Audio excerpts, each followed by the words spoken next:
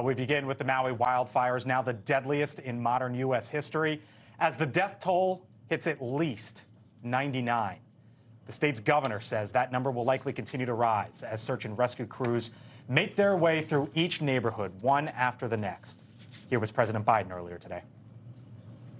My wife Jill and I are going to travel to Hawaii as soon as we can. That's what I've been talking to the governor about. I don't want to get in the way. In the meantime, you always hear this phrase, and I've done so many disasters in my career, it's almost hollow. Our prayers, our thoughts and prayers are with the people of Hawaii, but not just our prayers. Every asset they need, we'll be there for them.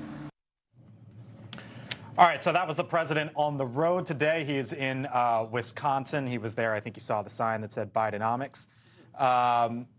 You're already skeptical. Look, listen, the president didn't say anything here for a few days, and now this. A full week. I mean, he was given an opportunity to say something, and he said no comment. You know, Hawaiians are right to be incensed. There's been failure at the top of the federal government, all the way down to the local level. The siren alarm system didn't even go off there. And now there's the spirit of ohana that is so very much the essence of Hawaii, where everyone takes care of each other. And the local governments are causing a bureaucratic mess and not even allowing people to get insulin to the Hawaiians there. So as far as I'm concerned, President Biden really made a huge mistake, and this is something he's never going to be able to make up for. Look, Brad, I mean, the White House is coming forward today saying, here's what we're doing. They've put all the...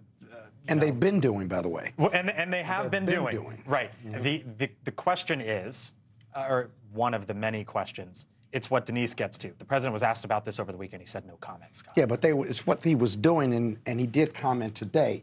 But in your own comments, you talked about local authorities and the local government and their failures, right? And then you shifted to Biden, because we know the Republicans blame Biden for everything, including, I don't know, mice infestation in Oregon somewhere. But if he had been doing that, why was that so hard for him to say, you know, we've been in touch with everybody, my thoughts and prayers are with them, and you're going to hear a lot more from me on this in the coming days? Why wasn't that at the top of his mind? I don't know, but I think Biden, as far as empathy goes and caring for people, I'm not going to give him a pass on that, but he's demonstrated that over and over again. I don't think Hawaiians blame him for Maui. I think they may blame the local electorate, if you will. But he's going to be there, and he is not going to be there tossing out paper towels to the residents of Puerto Rico. He's going to be there and not get in the way and bring whatever resources the federal government has. And let me add, like I've worked in Florida politics, Louisiana politics, so I know a little bit about disaster politics. The true impact here is the long term. This is a massive disaster on epic proportions for the state of Hawaii. Yeah. Thanks for watching. Go to newsnationnow.com to find NewsNation on your television provider. And don't forget to subscribe. Click the red button to get more of NewsNation's fact-driven, unbiased coverage.